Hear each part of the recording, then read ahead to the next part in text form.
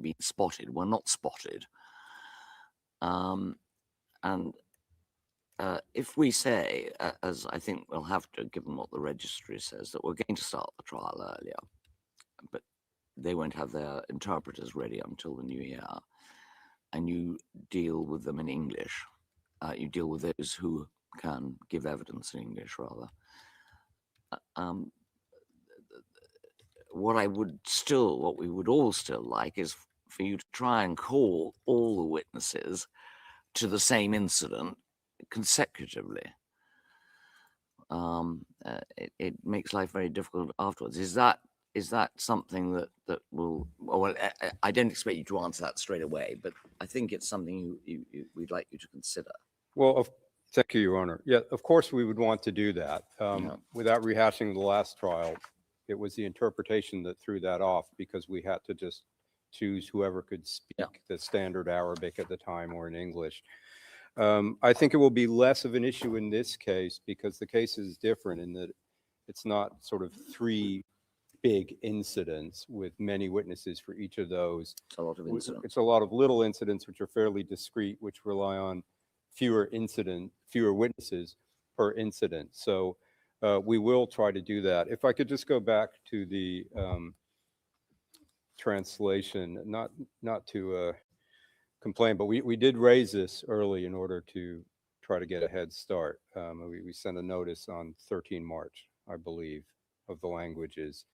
My understanding is that nothing can happen until after the confirmation decision, but I just wonder if it can be speeded up, because 6 months is a long time, not just for the courtroom presentation, but some of the feedback that we received, that my friends representing victims would know better, is that, as Mr. Dubuisson said, there's a lot of interest in this case in the Philippines, and having it not broadcast, I know that's not the main point, and we don't always do that, but it'd be much, much better for the population and the victims and people interested in this case if it could be broadcast in Tagalog or the other languages. So if we start with all English-speaking witnesses, that will require us to jump around a bit, although we will try to keep it as coherent and focused as possible on the particular incidents.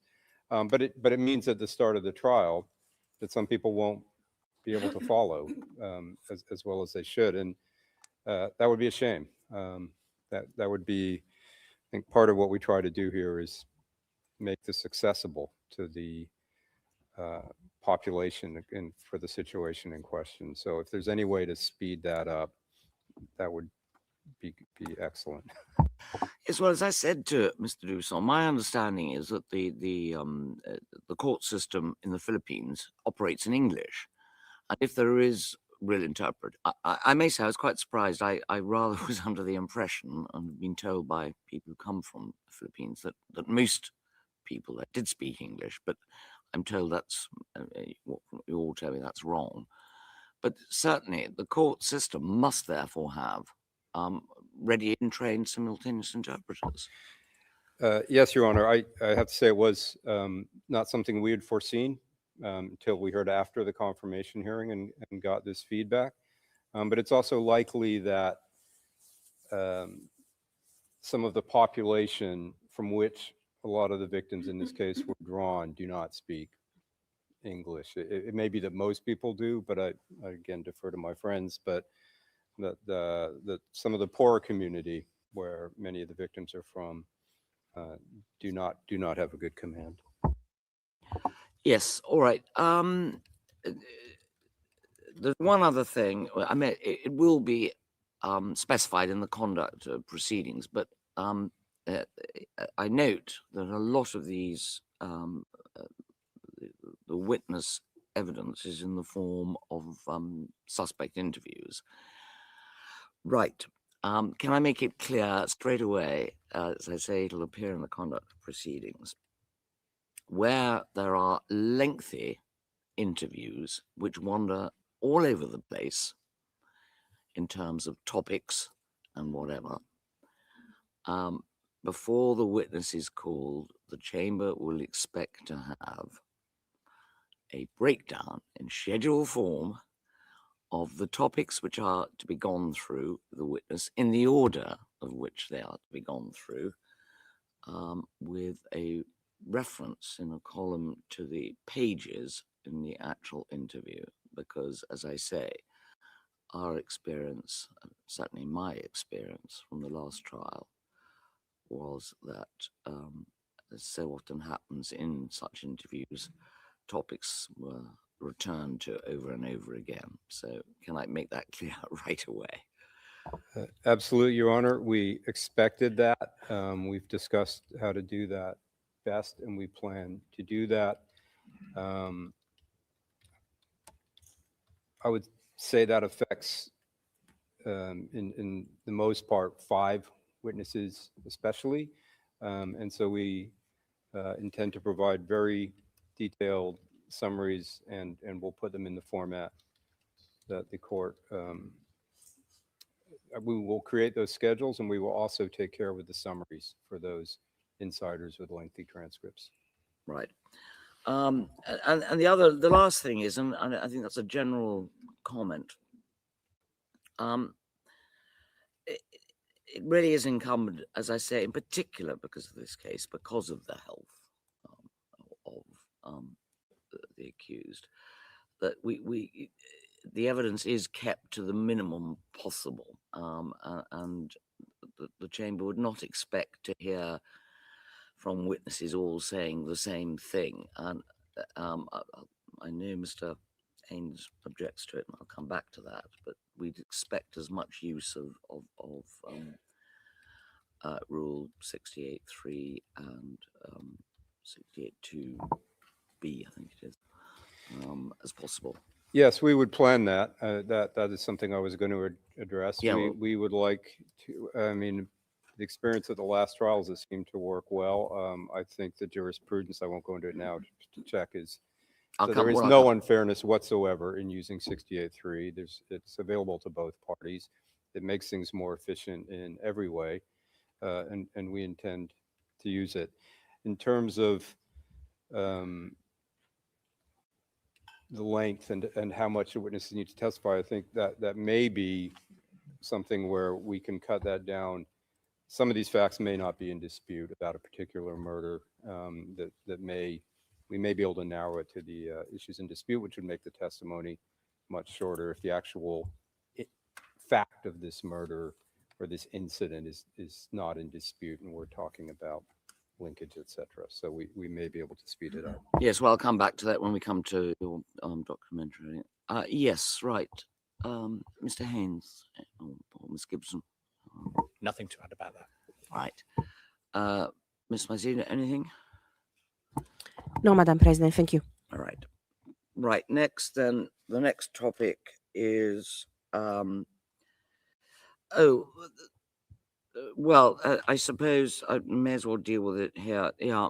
I'm sorry, before I move on, Mr. Nicholson, I meant to say the defense did say you should provide at the earliest possible time a provisional witness list. Can I say I agree with that? We agree too. Right. We'll do that 5 months in advance, the provisional witness list. It's already the list from confirmation, obviously. Yeah. But we will provide an updated one 5 months in advance, which I think is what was requested. Right. Thank you.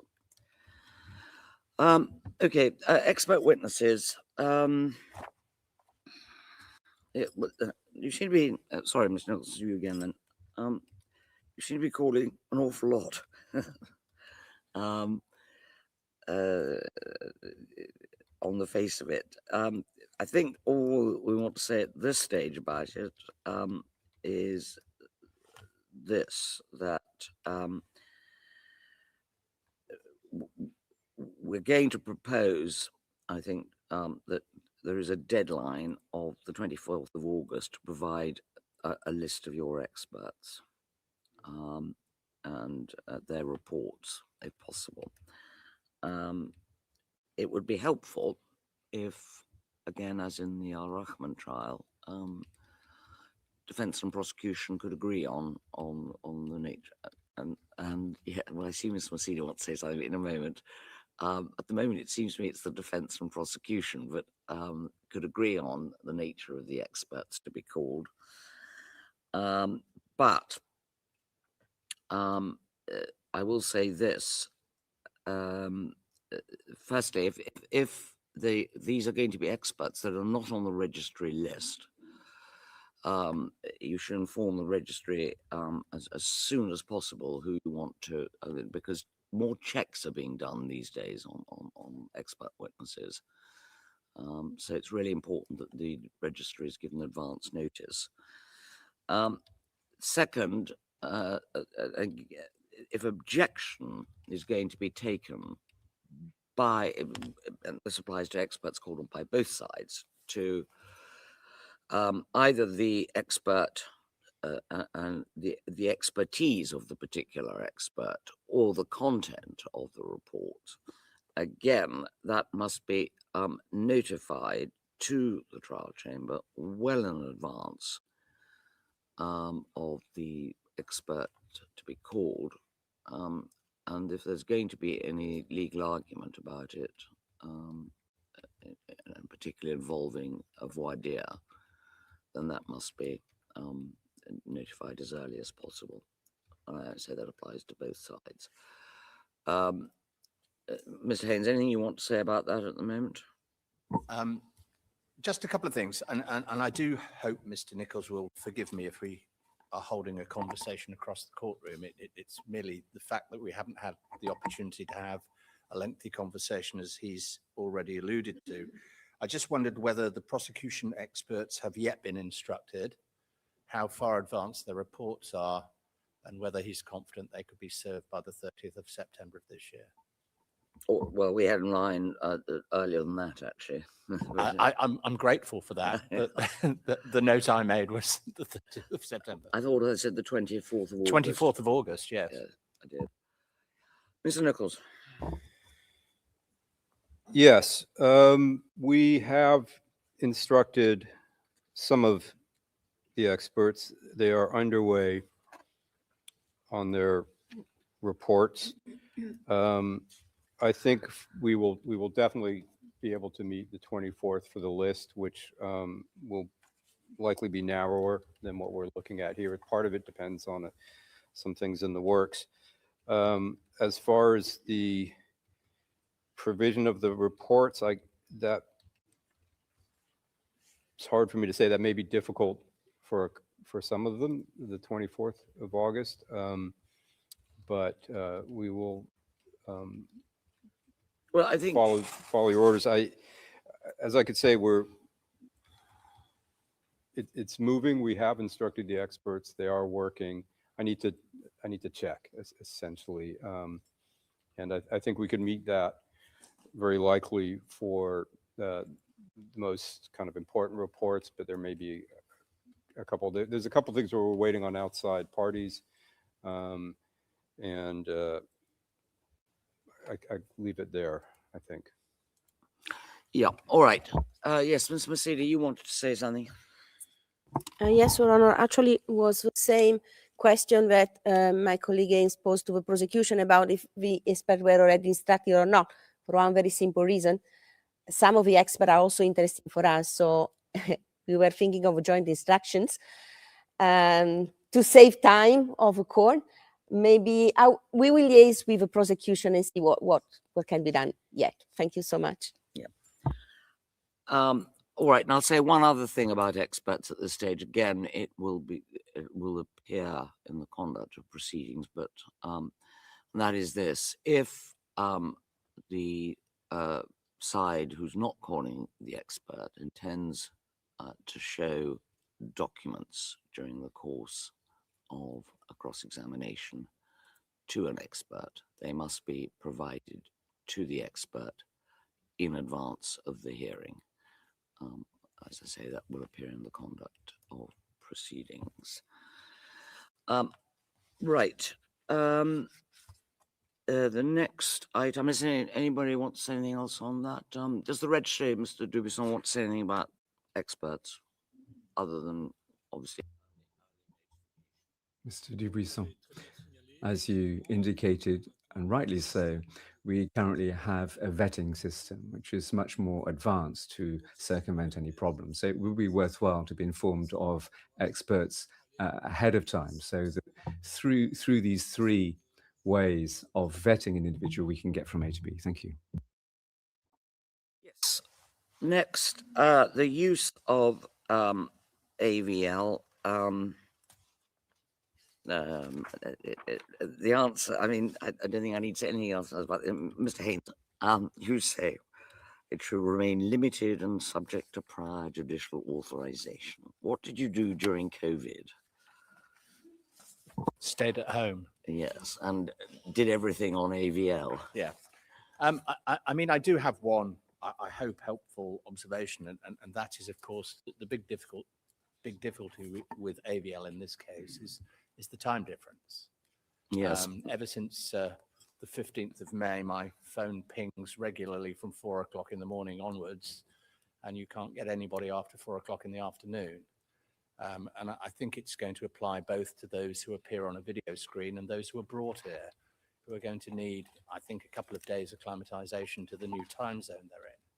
So I think that is going to be a practical problem with AVL in terms of hearing people who are on the other side of the world. Please don't pay too much attention to what appears in the submission document. You will notice its proximity to the date of my assignment. Yes. Can I say that I agree with, I mean, that is, I was going to raise that anyhow, Mr. Nichols. It's going to be really difficult if they are testifying from the Philippines, because we'll be sitting at something like 6 in the morning, won't we? We'll have to work that out, Your Honor. In my last job before here, there were sometimes video links that, well, I was present, and it started late at night in the other jurisdiction. We're cognizant of that, and we will only apply for video link when it's impossible to get the person here. So it will be as limited as we can make it, because we would rather they be here. There may be some witnesses who just can't for different reasons. Yeah. All right. Well, as I say, I don't think there's anything else that needs to be said about that. You don't need judicial authorization. You can, subject to the timings, you can just make that arrangement. Other documentary evidence is the next item. Yes. Now, let me just go through that. You say you're currently, the OTP is currently in the process of determining the overall.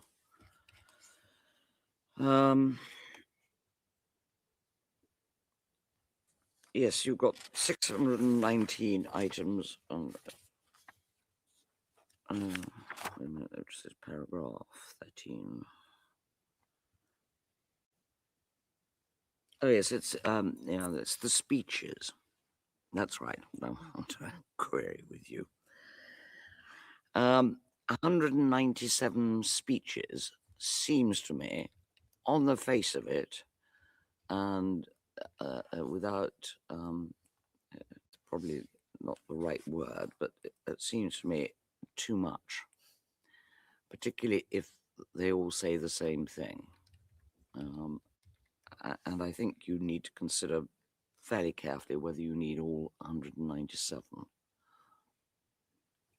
We're definitely not going to intend to play all those in court. We will go through them. These are that will be narrowed. That was, I believe, meant, and Mr. Jeremy may need to help me here in a minute, but that was meant, that's sort of the universe at the moment, and they're sort of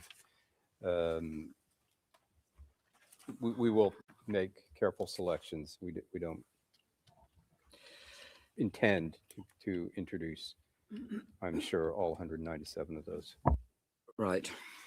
Now, the point which is made in the defense submissions is this question of whether documents need to be submitted, need to be go onto the court record through the submission or admission system. I'll let Mr. Haynes address us on this, but the submission system of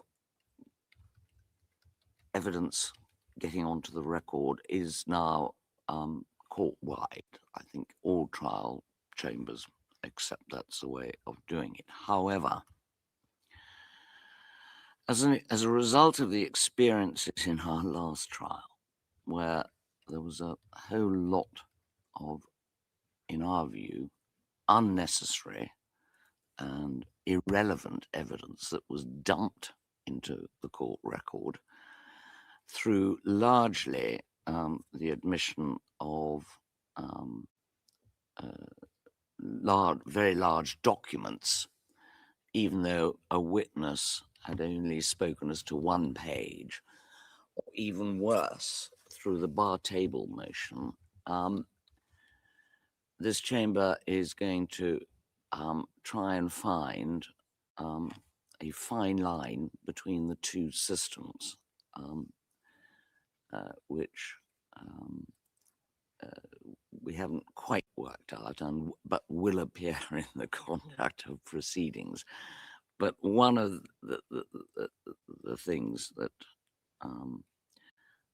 we have in mind is that where documents are relied upon heavily by either party to the proceedings and considered to be important, and I take into account the argument mounted on behalf of Mr. Haynes, which has been said on many occasions, that it makes it very difficult to know at the end whether the chamber will find the document to be persuasive or unpersuasive, or even admitted at all. And so I think we are going to say, just so that you have advance warning, that where a particular document is said to be important, we are going to say that we will decide on admission or not at that stage when it's presented. But as I say, what I'm anxious to avoid is wholesale, as I say, dumping of documents through the bar table motion. Videos of visits to the country did not seem to help the chamber much in its last case. So that's really all that I want to say at this stage, unless there's anything else. Oh, yes. I'm sorry, there is one other thing.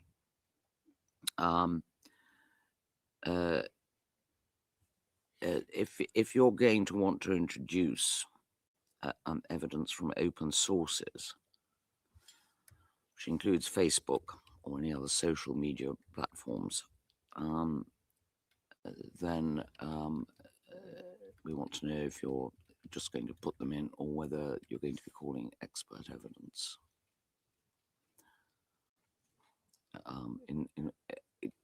When I say open source, I mean material that is not directly attributable to a witness or anybody who can speak about it. Okay, that's understood. Yeah. We'll look at that. Yeah. Thank you. Yes, Mr. Haynes, anything you want to say?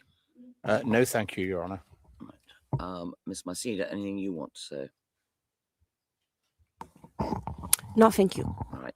I take it the registry has no observations on this. All right. Well, Rule 68 we've more or less dealt with. I think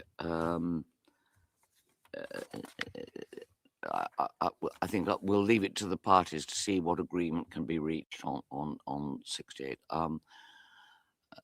As I say, and as Mr. Nichols says, it's quite a 68.3 is quite a good way of getting the evidence in.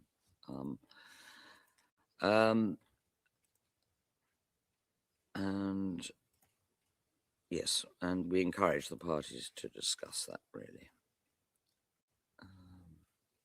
Well, I suppose the only thing, Mr. Nichols, would you be using Rule 68.3 for any of the Article 55 witnesses, or trying to?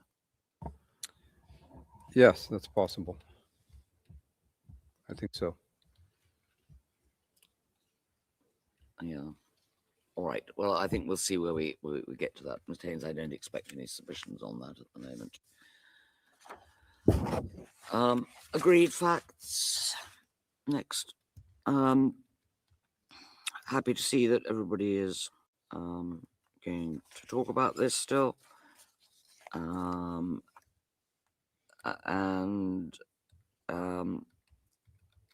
The only, I mean, we encourage, as I've already said, we really encourage agreed facts. There must be quite a lot in this case because it's a matter of public record what the accused said or did, or in some stages, in some senses.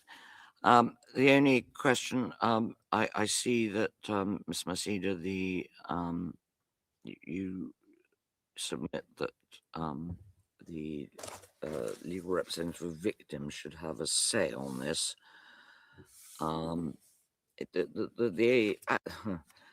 The article actually talks about prosecution and defense.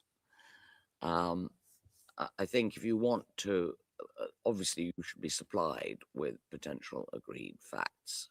But I think if you want to address us, or if you want to make submissions on it, you'll have to apply for leave.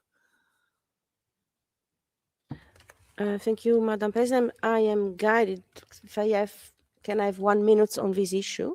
Yes. Thank you very much. First of all, two things very briefly. One, it has been court practice to allow victims to notify the chamber if they have or they have not any matter to raise in relation to agreed facts raised by the chamber. And second, in deciding, the chamber shall take into account also the interest of the victims. So on that basis, we submitted already that we should at least give an opportunity to have a say on whether or not the agreed facts agreed by the parties may raise an issue for the victims. It remains, of course, entirely with the parties to discuss. We don't want to be involved in that, but we simply request the notification of the agreed facts just to check whether or not these may have an impact on the interest of the victims and eventually raise that with the chamber. And it's something that can be done in a very quick way. If I can also make this point, if we are notified of the agreed facts, it will take for us not more than a few days to verify whether or not the interests of our clients are indeed concerned. Thank you. Well, you say that's been the practice. I mean, you quote what you don't actually say which case it was, but I am assuming from the date that it was Lubanga in your footnote 12, at paragraph 10. But what you rightly say is that Rule 69, which deals with that, apart from saying it's the prosecution and the defense, it's for the chamber to decide whether the chamber may consider such an alleged fact as being proven, unless the chamber is of the opinion that a more complete presentation is required in the interests of justice, in particular, the interests of the victims. So before we even get to that, we have to decide whether if we're satisfied that something is proven, then it's for us to decide before, and it's only if we take the view that we need more information or more complete presentation that the victims come into it. Well, Your Honor, with all due respect, sometimes the chamber may not be aware of facts or circumstances that the legal representative are aware of because we maintain the direct contact with the victims. So in this sense, for us, the notification is important because we can confront what the parties have agreed with what the views and concerns of the victims are. And second, going back to the practice of the court, in the Abdel Rahman case, we notified twice our agreement at the pre-trial stage. Can't remember now the filing. I'm looking behind me if someone can find that. At pre-trial in the Abdel-Arman, there were already a list of agreed facts. And if my memory is still good, I hope so, in both cases, there is a filing of the then appointed legal representative notifying the chamber about no opposition of the agreed facts reached by the parties. So it's not an ancient practice of the court. It's a practice that's been prolonged in a number of cases before the court. I leave it to the discretion of the chamber, but I wanted to make the point because particularly in this case, it's important for victims to be fully appraised of what's going on. Victims are very interested in this case. And for them, it has an impact if a fact is already agreed or not agreed. Thank you. Yes, well, we'll take that, your submissions under consideration. Yes, thank you. Unless there's anything else on that before, yes, Mr. Nichols. Just, I think in the last trial, I think agree with Your Honor. The defense and I agree and the prosecution agree what they can, and then the LRV is notified that this agreement has taken place, and we submit them. But I think that's where it ends. Well, that's my impression, but Yeah. I hear what Ms. Maceda said. I just think it would be unfortunate were there to be intervention when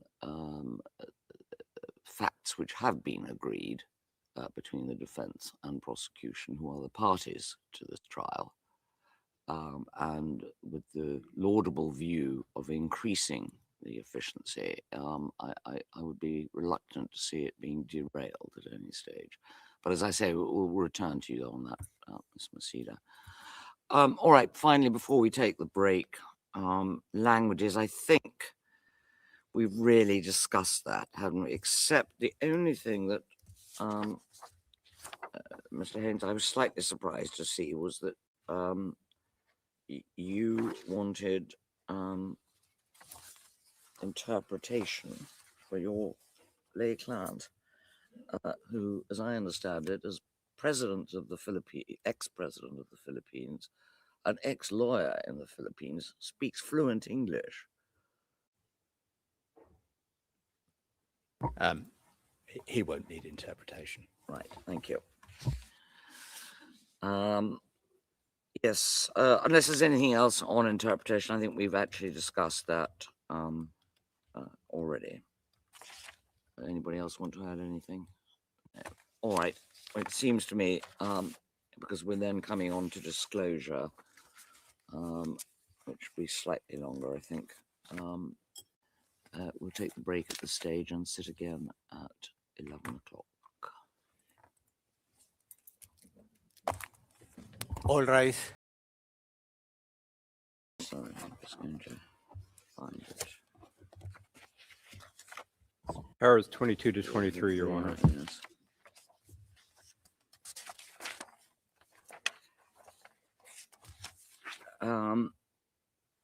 And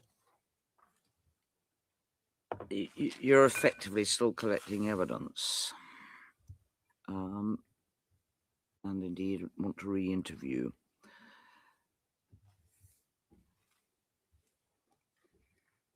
As I understand the matter,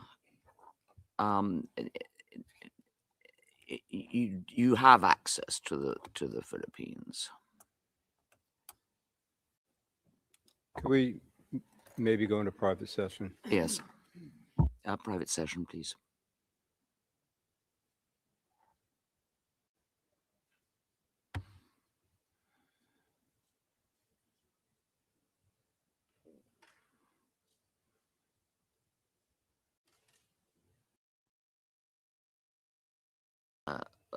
Matter that has been raised by you is the question of adding new incidents, which the pre-trial chamber left open. And not surprisingly, the defense aren't very happy about that. I think we're going to have to give you a deadline in which, if you want to add new incidents, you're going to have to comply with that deadline, and it's likely to be when we give you the deadline for disclosure. Your Honor, our date we were going to propose was going to be the end of August. And I can say that we are being conservative in any new incidents we're adding. So it will not be a huge unmanageable number. Yeah, that sounds as though you are going to be applying to add new incidents. Yes, I imagine we will, but I think it will be a few. Some of them are related to existing witnesses where we got more evidence. Some is material that's come in soon, but that fits perfectly within the theory and is just really part of the same case. So, but it will not be a huge number. Right. Yes. All right. Then, Mr. Haynes, anything you want to say? I mean, as I say, we understand your dissatisfaction. Your Honour, this was going to be the only item on which I made any substantive submissions today. But in the light of Mr. Nichols' comments, perhaps I'll wait to see what is proposed. I'll give you it in outline. We regard the pleading of what are in effect charges as something else, instances or whatever, as a device to get round the fact that what is in fact being done here is extra charges are being added after committal, which of course would require a return to the pre-trial chamber under Article 61(9). This is a very unusually pleaded DCC. I think if you look back at Abdel Rahman, you'll see that what in that case would have been a topical heading by geographical location or similar, here has been pleaded as a count which in old money I think you and I would have regarded as duplicitous because it alleges 19 murders as a single charge, and of course thereby deprives the trial chamber of delivering different verdicts on each of the underlying acts. But as I've said, I'll keep my powder dry for today. We're not going to be silly. Our real concern is what the parameters of this trial are. If we are to investigate, say, even 50 plus episodes, then that's manageable. But if the suggestion is that we are in effect in a sort of public inquiry here, which spans 300,000 square kilometers and a nation of 120 million people over 7.5 years, then this trial really is going to get out of hand and our investigations will be impossible. Yeah, well, Mr. Haynes, that's fine. I mean, until such time as we see what the prosecution is proposing. I mean, your problem is that the pre-trial chamber specifically left it open, and I suppose it's if you go back to the old days, it's like pleading a fraud with all sorts of different instances, which are examples of the fraud. Yes. But anyhow, I'm sure that Mr. Nichols has heard what you're saying, and Mr. Nichols is fully aware that the trial chamber has every intention of this trial proceeding expeditiously. Thank you. Yeah, I'll speak to my friend when we have a chance, and I think I'll be able to put his mind at rest. Yeah. Yes. Thank you very much. Again, Mr. Masida, I didn't think there's anything that affects you on that. Yes, or the registry.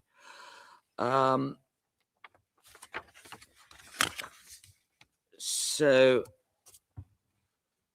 on the question of outstanding disclosure, I think both of you are agreed, and can we emphasize that the trial chamber thinks is very sensible.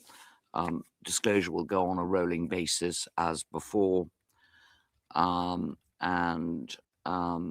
the the same deadline effectively is going to apply to all of this, these matters of disclosure and the like. Yes, and if there's to be any request for delayed disclosure, could you send that? Could you file a motion to that effect as soon as possible, please, Mr. Nichols? And you've got to show good cause, as you might expect. Yes, Your Honor. Right. All right. Well, having said disclosure was like to take more time, and Mr. Haynes having kept his powder dry, we can move on to transcription. Any updates on what you said at paragraph 28, Mr. Nichols? Or was it more or less the same? It's no update, Your Honor. All right. Yes, and we'll, as I say, produce the same deadline. Right, witness protection. As I understand it, from paragraph 31, Mr. Nichols, you will work towards disclosing the identity of all witnesses by the end of September 2026. Does that mean also any new witnesses that you're intending to propose?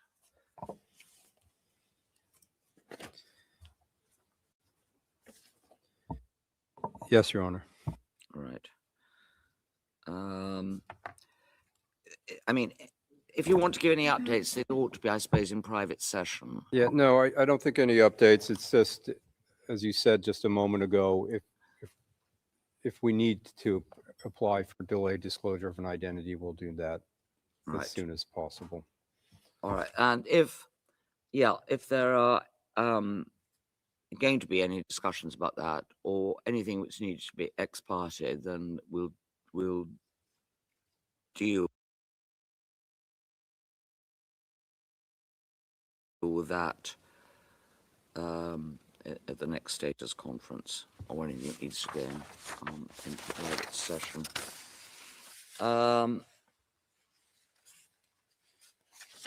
And yes, protective measures, obviously, as soon as possible. In open session, Madam President. Thank you very much. A disclosure by the defense of any defenses in accordance with Rule 7980, and at the moment, I understand there are none. Is that right? Yes, I've never known how you could have an alibi to a JCE. No. Well, yes.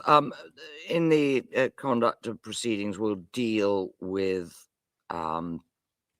disclosure in respect of cross-examination of witnesses, disclosure which must be made in advance, but I don't think we need to do that. Right. Okay. Trial briefs, I think, was the next. Mr. Nichols, the OTP says it would 2 months before, I think, the start of trial.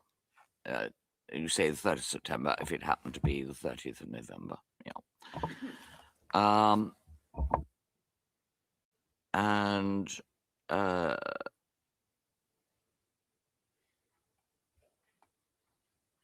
yes, the defense. Miss Haynes, you have the option, although there's something I'm going to add in a moment, but you have the option of a pre-trial brief, as it were, at after the prosecution or before you begin your case, and I rather assume that you want to do it before you begin your case. Well, whenever I deliver it, it'll say these are not crimes against humanity. You can have it now if you want. Well, thank you very much. But there is, however, there's an added extra thing that I want to say about ruling that I want to give about this, which won't surprise Mr. Nichols, nor I imagine you, Mr. Haynes, given your jurisdiction. Article 64.3 of the Rome Statute says that the trial chamber shall confer with the parties and adopt such procedures as are necessary to facilitate the fair and expeditious emphasized conduct of the case. Regulation 54, which deals with status conferences, the first status conference, says that the trial chamber may, in accordance with the statute and the rules, issue any order in the interests of justice for the purposes of the proceedings on inter alia the following issues. And two of the issues that are germane to this point are H, the issues that the parties propose to raise during the course of the trial, and P, the defenses, if any, to be advanced by the accused. The trial chamber is of the opinion that it would assist the fair and expeditious conduct of this trial, which I referred to in my opening remarks this morning, for the defense to provide a document before the start of trial, which sets out, first, the matters which the prosecution are proposing to lead in evidence with which the defense takes issue. Second, sets out in general terms the nature of your defense. And that means going further than saying these are not crimes against humanity, Mr. Haynes. We do not expect you to provide the complete detail of the defense at that stage. The provision of this document does not preclude you from raising further issues at a later stage if those become evident to you in the course of investigations, nor does it encroach upon your right to file a pretrial brief. And we therefore propose to order you to provide this document 1 month before the start of trial. So is there anything you want to say about that? No, we'll comply with that, of course. Thank you very much. Yes. And then I think, unless there's anything, oh, I'm sorry, Ms. Massidi, yes, as far as the victims are concerned, you may file a brief. I assume it will be before you, if you decide to call any evidence as to the views and concerns of the victims. Yes, Madam President, our position at the moment, we are still finalizing our internal discussions, but our position will be to file the pretrial brief before the start of the trial. As it was yes. in the Abdullah Rahman case, again, if my recollection is okay this morning, I believe the prosecution filed 1 month after the LRV filed and then the defense filed in the Abdullah Rahman case. We are, of course, open at any order of the chamber. We will comply, no problem at all. Thank you. That's fine. I honestly can't remember. I rather thought that in the Ar-Rahman case that the defense filed before they started to call their evidence, but I may be wrong. I think, Your Honor, there was a choice for the opening statements. If there was a choice of doing the opening statements for the LRV as well, at the start of a trial or once we will request to submit evidence, if ever we will request that. I think this was the option. Yeah. Well, I'll check that over. We're going to have a break before we deliver various oral rulings, and we'll check what that was. Thank you very much. Yeah. Pretrial motions. Yes. The Office of the Prosecutor says 30th of October if the start date is the 30th of November. The defense effectively going back to the question of the start date is I'm going to come on to that separately, I think, but a determination of of the accused's fitness to stand trial.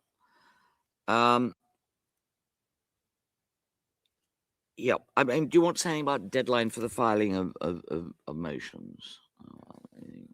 No, we'll comply with whatever Right. order you make in that regard, Your Honour. Ms. Masidi, you're the same, are you? Same as well, Your Honor. Right, thank you. Okay, well, that brings us on to opening statements, which we've more or less had a discussion of it. We'll come back with the hours at that stage. On the question of victims' participation, yes, I think what we'll say there that the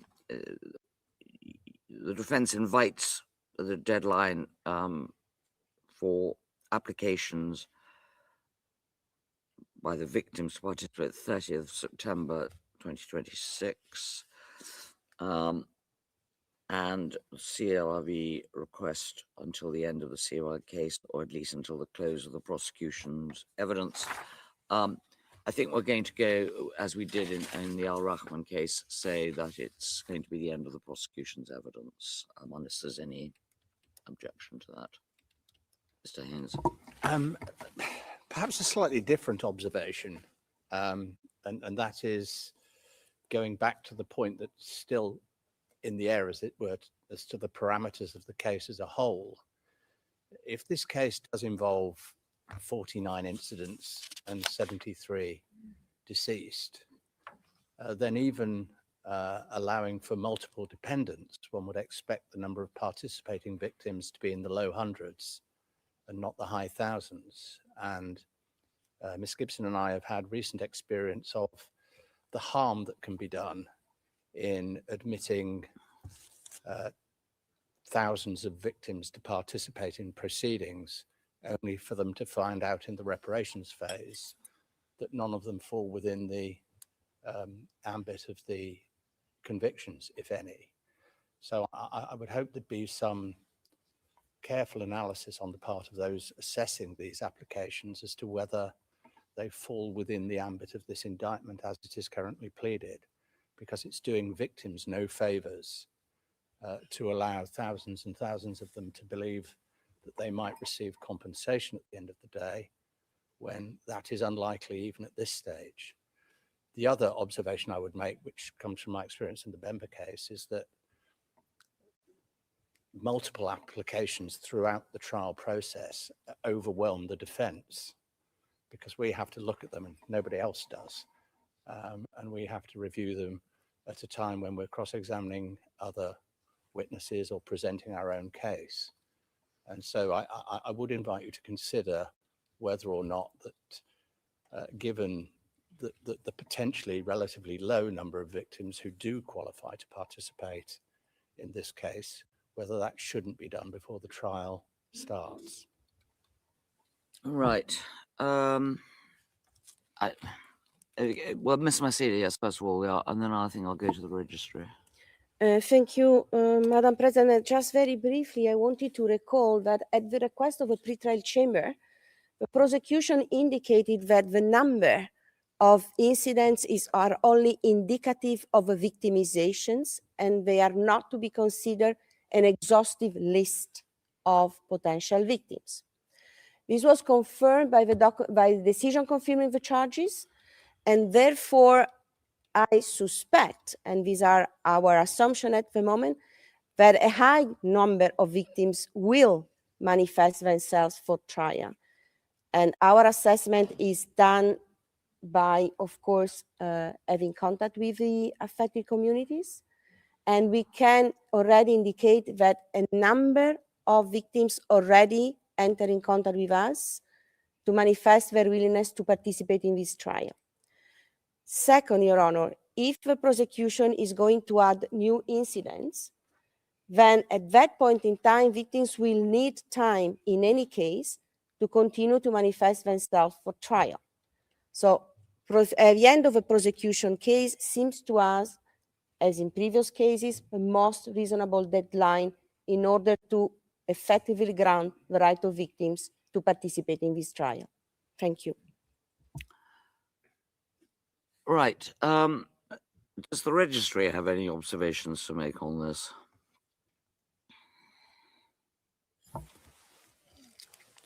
Mr. Dubuisson, we are completely in agreement with this position, which is also yours. I could also ask Mr. Ambach to give you extra information if you so require. The only point I would have to add to what the legal representative has already submitted, which is also part of what we submitted in our own filing as to the scope of the case, is that the burden on the defense and the prosecutor in terms of the analysis of applications would be minimal if one were to follow the ABC approach that we have proposed to continue from pre-trial into trial, whereby only the unclear forms would come to the analysis of the parties and the final decision by the chamber, which, as we also submit, would be minimized to the later stages of trial, which was obviously also a part motivating our suggestion that one were to continue the possibility of victims to come forward until the end of the evidence hearing. Thank you. Right. Well, we certainly approve the ABC approach. I mean, I think that's now standard through all trial chambers. So, really, the submission of the registry and the victims represented rather is it should be the end of trial. Defense say cut-off date, and prosecution didn't say anything really, I suppose, on this. All right, it's one of the ones we'll give a ruling on when we've dealt with all other matters. Witness preparation. A lot of this will be dealt with, as I say, in the conduct of proceedings document, which we'll issue as soon as practicable. Yes, the prosecution can have the same witness preparation protocol as it had in Abdul-Rahman. There is, and the adoption of the protocol is used for preparation, familiarization, and vulnerability will apply as well. However, there's one matter I want to mention because of what happened in the Al-Rahman trial. The proceedings were delayed one morning because the witness who was due to appear that morning had requested during the 24-hour, if I can put it, quarantine period before they give evidence to speak to the office of the prosecutor because he had remembered something or wanted to change something. And that request was not transmitted until the morning that the witness was due to testify, when he did give new information, and as a result there was a delay. Accordingly, if that is what a witness requests, and it matters not whether it's a defense witness or a prosecution witness or somebody called by the CLRV, then notwithstanding the 24-hour quarantine period, that request should be immediately transmitted to the party calling the witness, and unless there is good reason why they should not speak to the witness, they should be allowed to speak to the witness and obviously make a note and provide it to the non-calling party. It was a lengthy delay which was unnecessary, and in my view, need not be repeated. Right. Unless there's anything else on any of that, it's standard. Right, the sitting schedule for trial. Now, this does bring me on to the fitness of the accused, Mr. Haynes. As you rightly pointed out, and you filed a motion to that effect, the finding of fitness related to the confirmation proceedings, and the chamber is obliged to make a separate finding on that issue. And you very sensibly propose that the three gentlemen who examined him for the purposes of the confirmation proceedings should be re-instructed to re-examine him. And we propose to make that order hopefully either today or tomorrow. You also ask that they be made available for questioning. I think we will, I mean, the first thing to say, it makes sense because these three experts examined him for the purposes of the confirmation proceedings. Therefore, they don't have to go back over all the background that was taken on the last occasion. As regards having them brought for any questioning by the parties, I rather think we'll wait and see what the reports say before we make such a decision. I agree, Your Honour. Thank you very much. In that case, as I say, we'll. I only hope that they can carry out the assessment with some speed. So therefore, at the moment, it's a bit difficult to set a schedule for trial until we've had an up-to-date report. But it seems to be that because of his age and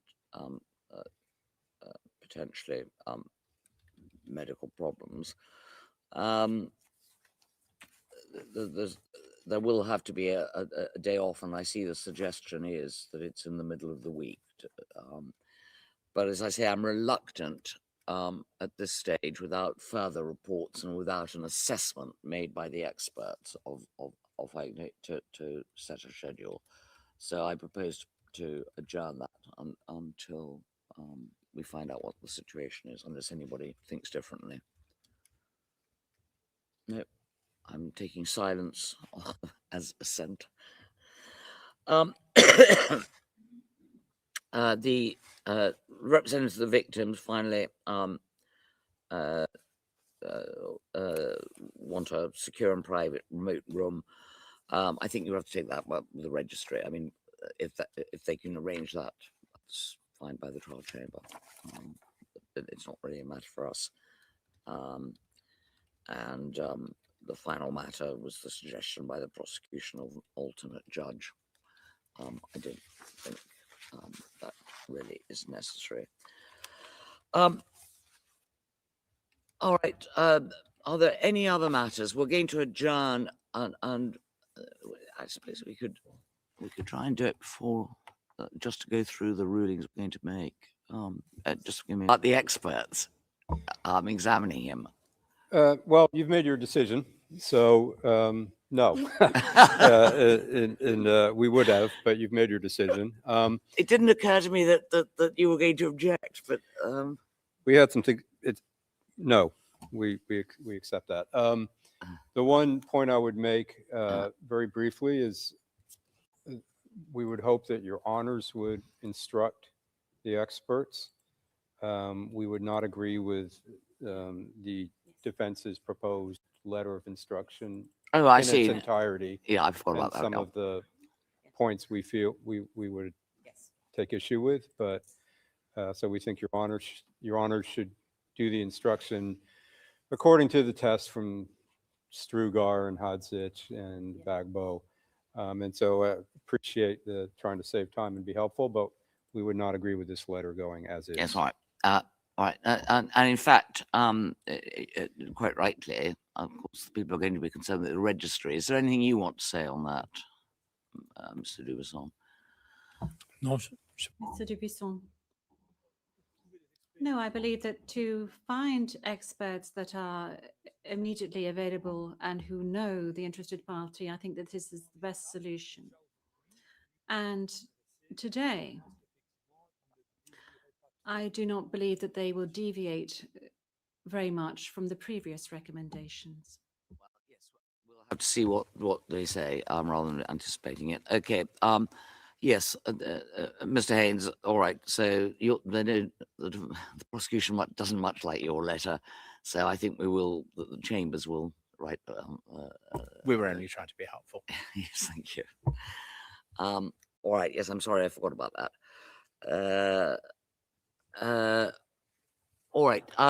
What we can do is adjourn until 2:00, just so that we can take time to consider the various matters being raised. Before I do that, however, can I just say one last thing, which really has no bearing or impact on the case or how it will be conducted, but for the purposes of transparency, knowing that there is public interest in this case. I should say, and this is myself speaking rather than on behalf of my fellow judges,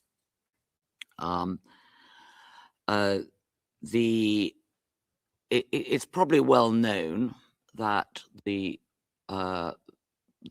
world and the pool of international criminal law lawyers and judges is a limited one, and it is therefore probable that judges and counsel will have met before this case or during other cases, or possibly at conferences or even social events. In this case, as it so happens, I know counsel on both sides. As far as Mr. Nichols is concerned, apart from the fact that both he and Mr. Jeremy appeared as prosecution counsel in the case of Al-Rahman, Mr. Nichols and I worked together now over 20 years ago as counsel at ICTY. Mr. Haynes and Ms. Gibson, Mr. Haynes I've known, though not in a professional way in the same way as Ms. Nichols, for almost as long, and Ms. Gibson for less time. We have met and, as I say, are likely almost certainly to meet again at seminars and social functions. Although it's not possible to predict that with any certainty, the one thing it is possible to say with certainty, there will be no discussion whatsoever of this case between parties and the judges at any such functions. And as I said already, it has no impact on the way that this case will be conducted or any rulings that may be made by this chamber in respect of submissions made by all sides. So thank you very much, and we'll adjourn until 2:00. All right, we will.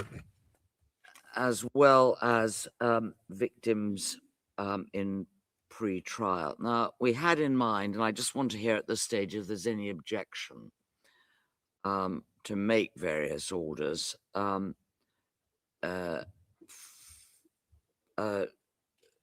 really for the VPRS to file a report, including the possibility of having a mapping report and household forms. The main mapping report to be filed 30 days after the Article 74 judgment. I see Mr. Ambach indicating assent, I think is the polite way of putting it. Assent. No, no. And next, we were going to authorize the use of household forms in addition to individual application forms, unless there's an objection. If there isn't, then we'll authorize it. If there's an objection, we're not going to make a ruling, and you can make submissions from my side. Thank you, Madam President. As far as we are concerned, we would prefer to maintain the individual. As far as we are concerned, we would prefer to maintain the individual form and the household form, so that victims can choose which one, because on occasion, some victims would like not to complete a household form because some members of their family may not be aware of what happened. Right. So we would prefer to maintain both options. Thank you very much. Right. Well, is there any objection to this? If no, I see Mr. Haynes shaking his head. I see Mr. Nichols shaking his head. Right. Then we will authorize the use of both forms, Ms. Masida. And finally, we were going to order that the victims who participated in the pre-trial proceedings are authorized to continue participating in the trial proceedings. Any objection to that? No. Okay. Well, then we make that order as well. We didn't mention, but I'm going to mention now this, that pursuant to Regulation 37 of the regulations of the court, we're going to limit parties, participants, and registry in their written submissions to 12 pages, which is what we did in Al Rahman. If you, for some reason, want to add to that limit, you must apply for permission and explain why. As far as further submissions are concerned, we're going to hold 2 more status conferences. We would prefer that, unless there is something that needs urgent resolution, submissions are made at those status conferences so that they can, if at all possible, be dealt with orally. But as I say, if there's something really urgent, then of course you can file a submission. Right, it was brought to my attention next, before I deal with the rulings, that I wasn't altogether clear this morning about the question of protocols to be used. So I'm going to now read out what we say about protocols. As a general rule, the Chamber will use the protocols that are already in place in the Chamber's manual. As I've already indicated, Chambers will allow witness preparation. The registry is instructed to file in the record the witness preparation protocol, the familiarization protocols as used in the Al Rahman case, which mirror those in the model conduct of proceedings. The registry is to liaise with the parties and participants and report back to the Chamber on the proposed use of dual status, vulnerability, and redactions by the 15th of June of this year. If changes are foreseeable to the e-court protocol, the registry is to liaise with the parties and report back to the chamber with a proposal, particularly as regards submission of evidence during the course of the trial by the 15th of June. Right, I hope that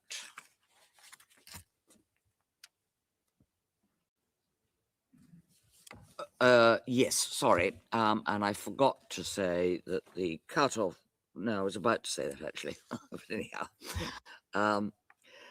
the cutoff date for any applications from the victims to participate in the proceedings is the end of the prosecution's presentation of evidence, and we will follow the ABC participation approach.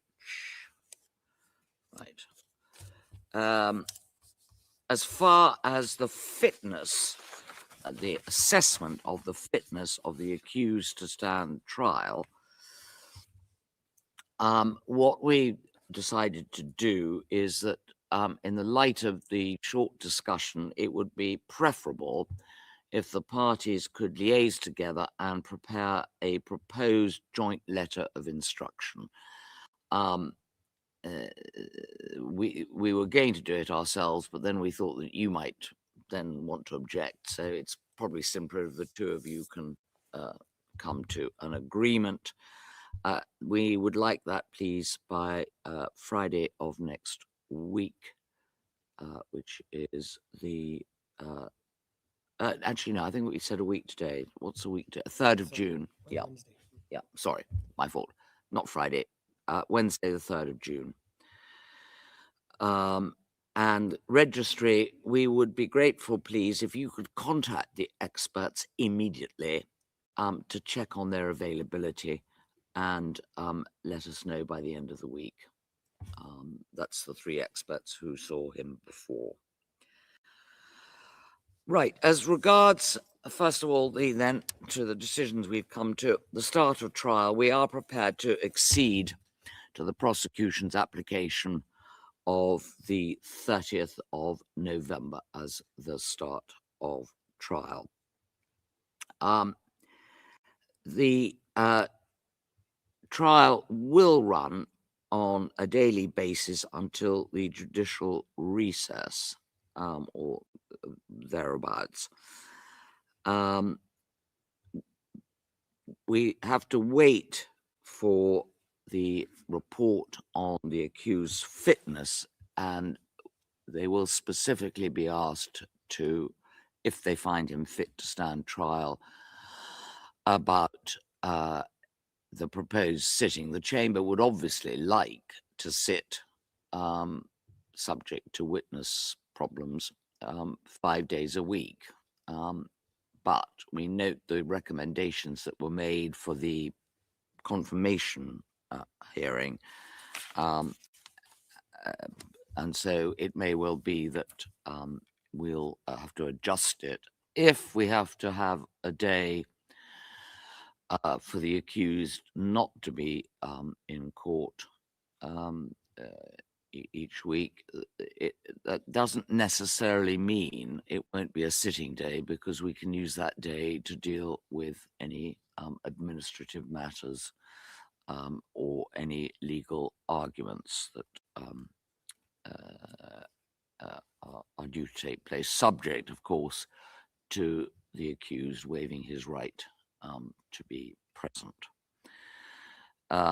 So effectively, at the moment, as I say, subject to what reports we get, it should be taken by all participants in the registry that we will be sitting continuously until the recess at Christmas. We very much also urge the registry to make the necessary arrangements so that for the opening statements at the end of November, there can be interpretation, even if there isn't a sufficient pool of interpreters for witnesses. I think it's important that opening statements can be understood by those in the Philippines. Right. So the deadlines for the prosecution in the lead up to trial. The prosecution provisional list of witnesses and evidence by the 29th of June.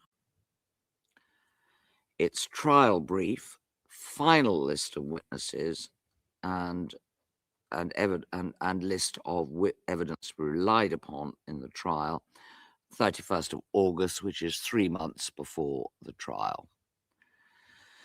And the same deadline, that is the 31st of August, applies if you wish to add new incidents. Plus the list of experts, and appreciating the difficulty sometimes in getting experts to provide reports. We would like as many reports as are available. And if a report isn't available, then at least a summary of what it is expected that the expert will be saying in his report. Any evidence disclosed or to be added to the list of evidence after that date is strongly discouraged and will be subject to the Chamber's authorization, good cause to be shown, with a full explanation for the reason for the delay.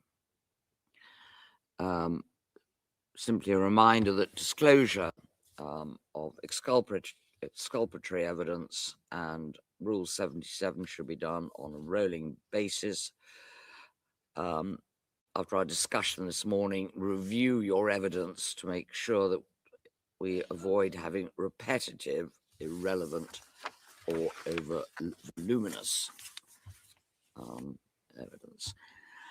And as already discussed, the witnesses interviewed under Rule 55, the schedules that we discussed and which are familiar to you from the Al-Rahman case.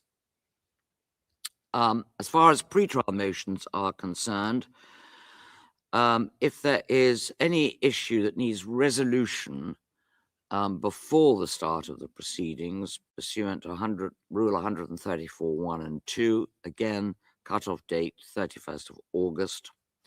I'll give you the dates of the status conferences in a moment, but we will deal with them all, I hope, then. And of course, obviously, if it's urgent, that's a different matter, and it should be filed as soon as possible. The dates for the next status conferences between now and the summer recess are the 23rd of June and the 14th of July.